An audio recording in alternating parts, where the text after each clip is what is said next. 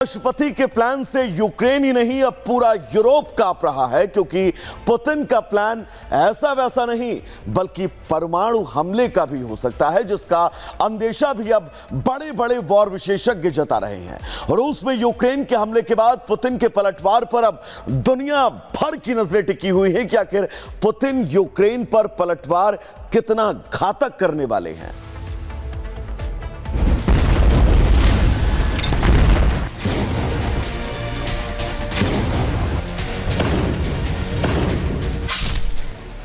रूस ने the world war की धमकी।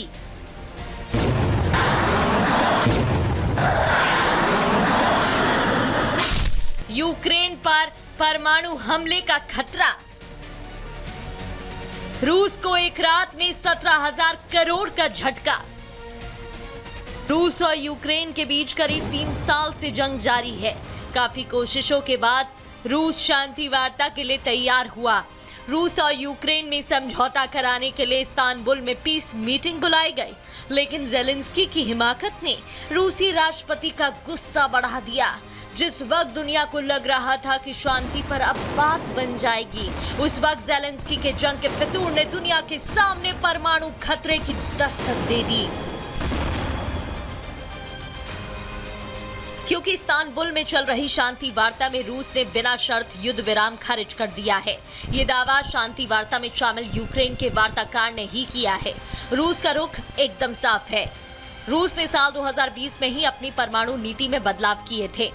पश्चिमी देशों से यूक्रेन की बढ़ती नजदीकी को रूस पहले ही भांप गया था, जिसके चलते राष्ट्रपति व्लादिमीर पुतिन ने जून 2020 में न्यूक्लियर डॉक्ट्रिन का निर्धारण किया, जिसमें एक खास क्लॉज जोड़ दिया। इस क्लॉज के मुताबिक रूस के सामरिक ठिकानों पर हमला होते ही रूस परमाणु हथियार के इस्तेमाल के लिए सोच सकता है।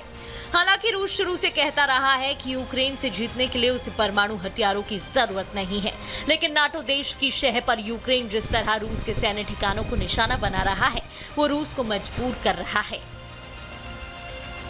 दूसरी तरफ यूक्रेन के इस गुरिल्ला ड्रोन वॉरफेयर से ये साफ है कि आने वाले समय में युद्ध की तस्वीर बदल सकती है। माना जा रहा है कि यूक्रेन रूस में इतना बड़ा हमला अपने दम पर नहीं कर सकता, लेकिन ड्रोन से ऐसी तबाही ने दुनिया की धड़कनें तेज कर दी है।